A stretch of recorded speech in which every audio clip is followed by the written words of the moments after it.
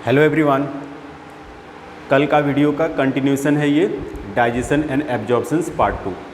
तो कल पूरा डाइजेस्टिव सिस्टम, एलिमेंट्री कैनाल और एसोसिएटेड ग्लैंड कंप्लीट हो गया था।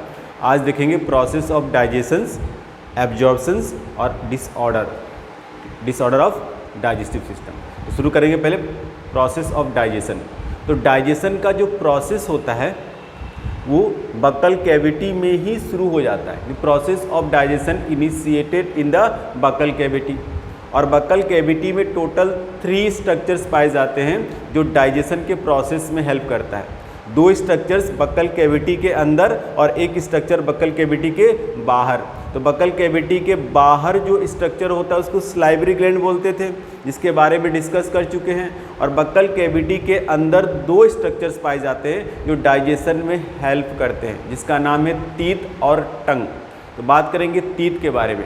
तो ह्यूमंस में 3 टाइप्स का डेंटिशंस पाया जाता है: थिकोडोंट डेंटिशंस, डाइफायोडोंट डेंटिशंस और हेट्रोडोंट डेंटिशंस। तो पहला थिकोडोंट डेंटिशंस।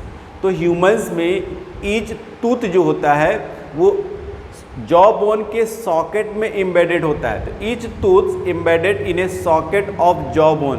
This types of dentition is called thecodont dentitions. और सेकेंड, डाइफायोडोंट डेंटिशंस। तो ह्यूमन के पूरे लाइफ साइकिल में 2 सेट ऑफ टीथ निकलता है। The first set of teeth होता है उसको टेम्पोररी या डेसिडुअस सेट ऑफ टीथ कहते हैं, which is replaced by a permanent set of teeth. Deciduous teeth का नंबर 20 होता है और परमानेंट टीथ 32 हो सकता है। ठीक, तो ये था डाइफायोडोंट डेंटिशन। तीसरा, हेट्रोडोंट डेंटिशन। तो on the basis of functions human में 4 टाइप्स के टीथ पाए जाते हैं: incisors, canine, premolars and molar. तो व्हाट इज डेंटल फॉर्मूला? तो डेंटल फार्मूला क्या होता है?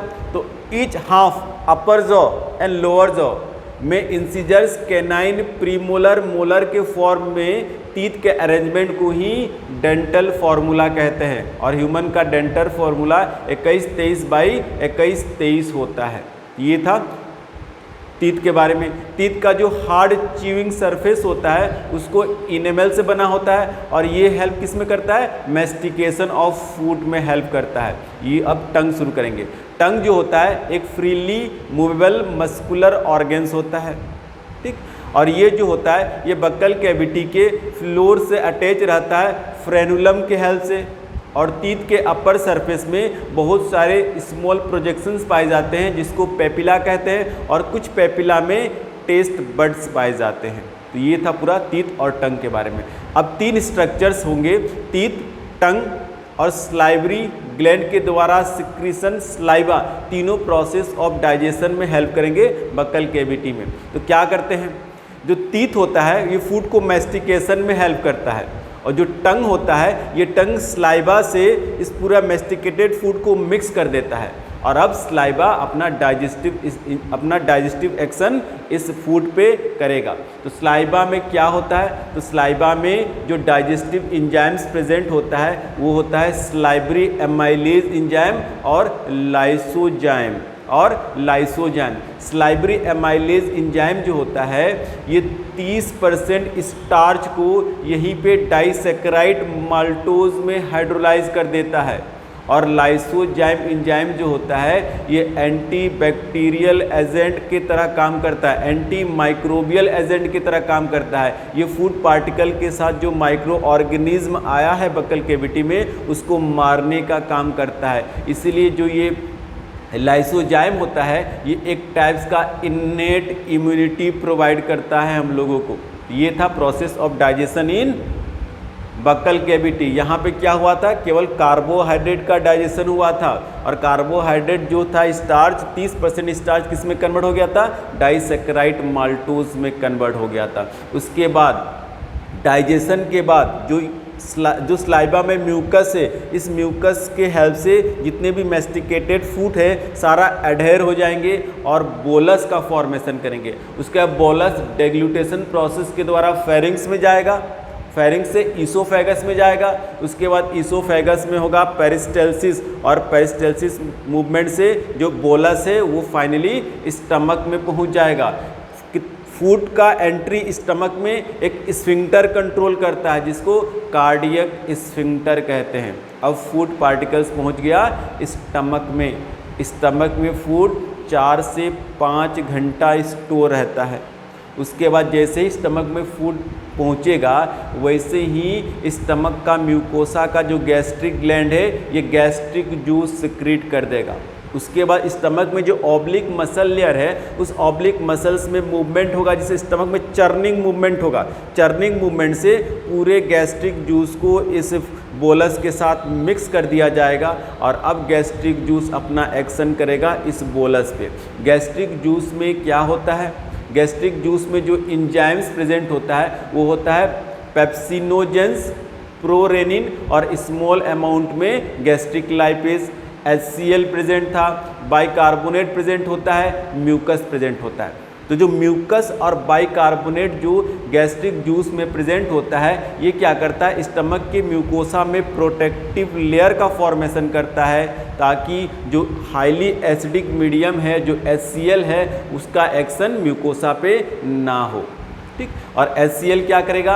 स्टमक का pH को 1.8 मेंटेन रखेगा जो कि चाहिए हमें प्रोटीन के डाइजेशन के लिए। और HCl एक और काम करता है, जो पेप्सिनोजेन एंजाइम है वो इनएक्टिव फॉर्म में है, इसको एक्टिव फॉर्म में कन्वर्ट कर देता है, यानी पेप्सिनोजेंस को पेप्सिन्स में कन्वर्ट कर देगा, प्रोरेनिन को रेनिन में कन्वर्ट कर देगा। लेकिन ये जो रेनिन एंजाइम है ये केवल इन्फेंट में सिक्रीट होते हैं, एडल्ट में सिक्रीट नहीं होते हैं, केवल इन्फेंट में ही सिक्रीट होते हैं क्योंकि इन्फेंट को मिल्क डाइजेशंस के लिए ये एंजाइम चाहिए। हम लोगों में एडल्ट में पेप्सिन ही मिल्क का डाइजेशंस कर देता है। ठीक, उसका पेप्सिन क्या करेगा? पेप्सिन प्रोटियोलिटिक एंजाइम्स होता है, ये प्रोटीन को डाइजेस्ट करने वाला एंजाइम होता है और ये पेप्सिन जो एंजाइम है ये प्रोटीन को पार्शियली डाइजेस्ट कर देता है, पेप्टोन्स एंड प्रोटियोजेस में कन्वर्ट कर देता है। गैस्ट्रिक लाइपेज स्मॉल अमाउंट में यहाँ पे सिक्रीट होता है लेकिन एसिडिक मीडियम होने के कारण इसका एक्शन यहाँ पे नहीं हो पाता है। उसके बाद स्टमक में डाइजेशन के बाद जो फूड बनता है उसको काइम कहते हैं। अब ये काइम पाइलोरिक स्फिंक्टर से होते हुए एंटर करेगा डियोडिनम में और जब ये फूड पार्टिकल्स डियोडिनम में पहुंचेगा तो अब एक साथ डियोडिनम में 3 सिक्रीशन इस फूड पार्टिकल पे एक्ट करेगा। 2 सिक्रीशन जो है वो हिपेटोपेंक्रियाटिक डक्ट से आएगा। कौन कौन सा? Bile juice and pancreatic juice. और एक सिक्रीशन खुद इंटेस्टाइन के वाल सिक्रीट करेगा जिसको इंटेस्टाइनल जूस कहते हैं। अब बात करेंगे पहला बाइल जूस के बारे में। तो बाइल जूस जो होता है, बाइल जूस में क्या होता है? बाइल जूस में होता है bile salt, bile pigment, cholesterol and phospholipid. क्या होता है? Bile salt, bile pigment, cholesterol and phospholipids, ये होता है बाइल जूस में। लेकिन बाइल जूस में कोई भी डाइजेस्टिव एंजाइम्स नहीं पाया जाता है, ये लीवर सिक्रीट किया था बाइल जूस। क्लियर? अब देखो बाइल जूस 2 टाइप्स का हो सकता है, बिलीरुबिन्स एंड बिलीवर्डिन्स। ठीक है, और बाइल्स का काम क्या होता है? जो फैट होता है, फैट वाटर इनसॉल्युबल होता है तो इसका इमल्सिफिकेशन करता है, फैट का इमल्सिफिकेशन करता है जिससे कि माइसली का फॉर्मेशन हो जाता है और जो फैट वाटर इनसॉल्युबल था वाटर सॉल्युबल्स हो जाए और उसका आसानी के साथ हाइड्रोलिटिक एंजाइम उस पर एक्ट कर सके। लाइपेज एक हाइड्रोलिटिक एंजाइम है और ये वाटर सॉल्युबल होगा तभी तो इस पर एक्ट कर पाएगा, इसीलिए इसको इमल्सिफिकेशन करता है बाइल। दूसरा काम बाइल का क्या होता है? बाइल लाइपेज एंजाइम्स को एक्टिवेट करता है। तो बाइल का 2 फंक्शन होता है, फैट का इमल्सिफिकेशन करना और लाइपेज एंजाइम्स को एक्टिवेट करना। अब जब बाइल सॉल्ट का एक्शन हो जाता है, जब बाइल का एक्शन हो जाता है इस फैट के ऊपर तो फैट का इमल्सिफिकेशन हो जाता है और लाइपेज एंजाइम्स एक्टिवेट हो जाता है और आगे का प्रोसेस का डाइजेशन करेगा। अब दूसरा सिक्रेशन क्या है? Pancreatic juice. और पेंक्रियाटिक जूस में कौन कौन सा डाइजेस्टिव एंजाइम पाया जाता है? 3 एंजाइम्स होते हैं प्रोटीन के डाइजेशन के लिए। कौन कौन सा? ट्रिप्सिनोजेंस, कीमोट्रिप्सिनोजेंस प्रोकार्बोक्सी पेप्टाइडेज। एक इंजाइम्स होता है कार्बोहाइड्रेट के डाइजेशंस के लिए पैंक्रियाटिक एमाइलेज, और फैट के डाइजेशंस के लिए होता है लाइपेज, और न्यूक्लिक एसिड के डाइजेशंस के लिए होता है न्यूक्लिएज इंजाइम्स। अब सारे इंजाइम के एक्शन को देखेंगे। यहाँ पे जो ट्रिप्सिनोजेंस इंजाइम है ये भी इनएक्टिव है, इसको एक्टिव करता है दूसरा एक हार्मोन जिसको इंटेरोकाइनेज कहते हैं। ये इंटेरोकाइनेज जो होता है इसका सिक्रीशन इंटेस्टाइनल म्यूकोसा करता है। इंटेस्टाइनल म्यूकोसा ये इंटेरोकाइनेज सिक्रीट करता है, और इंटेरोकाइनेज जाकर इस ट्रिप्सिनोजेन पे एक्ट करता है और ट्रिप्सिनोजेंस को ट्रिप्सिन में कन्वर्ट कर देता है। अब ये ट्रिप्सिन्स जो होता है ये ऑटो कैटेलिस्ट की तरह वर्क करता है और बाकी सारे इंजाइम्स को एक्टिवेट कर देता है। कीमोट्रिप्सिनोजेंस को ट्रिप्सिन्स कीमोट्रिप्सिन में कन्वर्ट कर देता है, प्रोकार्बोक्सी पेप्टाइडेज को ये ट्रिप्सिन्स कार्बोक्सी पेप्टाइडेज में कन्वर्ट कर देता है। तो अब ये तीनों इंजाइम्स ट्रिप्सिन्स, कीमोट्रिप्सिन्स, कार्बोक्सी पेप्टाइडेज, तीनों इंजाइम्स मिलकर प्रोटीन पे, और जो पार्शियली डाइजेस्टेड प्रोटीन था कौन कौन सा, पेप्टोन्स एंड प्रोटीएजेस, इस पे एक्ट करता है और डाईपेप्टाइड में कन्वर्ट कर देता है। इसको डाईपेप्टाइड में कन्वर्ट कर देता है। उसके बाद उसका पैंक्रियाटिक एमाइलेज इंजाइम्स जो होता है स्टार्च पे एक्ट करता है और इसको डाइसैकेराइड्स में कन्वर्ट कर देता है। डाइसैकेराइड या तो माल्टोज में, या तो सुक्रोज में, या तो गैलेक्टोज में इसको कन्वर्ट कर देता है। ठीक, उसके बाद क्या होगा, जब उसके बाद फैट का डाइजेशन, फैट का इमल्सिफिकेशन हो गया। उसके बाद फैट को ये लाइपेज इंजाइम जो है ये डाइग्लिसराइड्स एंड मोनोग्लिसराइड्स में कन्वर्ट कर देता है, और जो न्यूक्लिक एसिड को न्यूक्लियस इंजाइम्स न्यूक्लियोटाइड में कन्वर्ट कर देता है, और न्यूक्लियोटाइडेज इंजाइम्स न्यूक्लियोसाइड में कन्वर्ट कर देता है। क्लियर। तो ये था process of digestion bye pancreatic juice. अब जितने भी पैंक्रियाटिक जूस के द्वारा पैंक्रियाटिक इंजाइम्स के द्वारा एक्शन किए गए जो भी एंड प्रोडक्ट होगा इस पे अब एक्ट करेगा इंटेस्टाइनल जूस में प्रेजेंट डाइजेस्टिव इंजाइम्स। तो इंटेस्टाइनल जूस में कौन कौन सा डाइजेस्टिव इंजाइम्स होगा, जो एंड प्रोडक्ट बना है वही उसी का ही इंजाइम्स होगा। तो एंड प्रोडक्ट क्या बना था, प्रोटीन में एंड प्रोडक्ट क्या बना था यहाँ पे, तो डाइपेप्टाइड बना था। तो इंटेस्टाइनल जूस में डाइपेप्टाइडेज इंजाइम्स होगा। ठीक है। और उसके बाद डाइसैकेराइड्स बना था, तो इसमें डाइसैकेराइडेज इंजाइम्स होगा। डाइसैकेराइडेज 3 टाइप्स का हो सकता है। अगर सुक्रोज है तो सुक्रेज इंजाइम्स होगा, अगर माल्टोज है तो माल्टेज इंजाइम्स होगा, अगर लैक्टोज है तो लैक्टेज इंजाइम्स होगा। ये सारे इंजाइम्स होंगे डाइसैकेराइडेज में। क्लियर। उसके बाद लाइपेज इंजाइम्स होगा जो फैट को डाइग्लिसराइड मोनोग्लिसराइड में कन्वर्ट करेगा, और फाइनली इसको फैटी एसिड ग्लिसरॉल में कन्वर्ट करेगा। न्यूक्लियोसाइड बना था तो न्यूक्लियोसाइड के डाइजेशन के लिए न्यूक्लियोसाइडेज इंजाइम्स होगा। तो ये सारे इंजाइम्स अब काम करेंगे एंड प्रोडक्ट पे। जैसे डाइपेप्टाइडेज इंजाइम्स काम करेगा डाइपेप्टाइड में, और डाइपेप्टाइड को चेंज कर देगा एमिनो एसिड्स में। उसी तरह डाइसैकेराइडेज इंजाइम्स जैसे सुक्रेज इंजाइम सुक्रोज पे काम करेगा और इसको चेंज कर देगा ग्लूकोज एंड फ्रक्टोज में। उसी तरह लैक्टोज इंजाइम जो है लैक्टेज पे काम करेगा और इसको चेंज कर देगा ग्लूकोज एंड गैलेक्टोज में। उसी तरह माल्टेज इंजाइम्स माल्टोज पे एक्ट करेगा और इसको चेंज कर देगा ग्लूकोज प्लस ग्लूकोज में। और लाइपेज इंजाइम जो होगा finally fatty acid and glycerol में चेंज कर देगा। न्यूक्लियोसाइडेज इंजाइम जो है इसको फाइनली चेंज कर देगा pentose sugar phosphorus, pentose sugars and phosphorus में फास्फोरिक कंपाउंड में इसको चेंज कर देगा। तो ये सारा प्रोसेस है डाइजेशन का, सारा डाइजेशन का प्रोसेस हो गया। ठीक है। अब डाइजेशन प्रोसेस होने के बाद अब होगा एब्जॉर्प्शंस ऑफ द फूड। फूड का एब्जॉर्प्शंस कहाँ कहाँ होता है, तो किस प्रोसेस के द्वारा होता है, पहले किस प्रोसेस के द्वारा होता है देखेंगे, फिर कहाँ कहाँ होता है ये देखेंगे।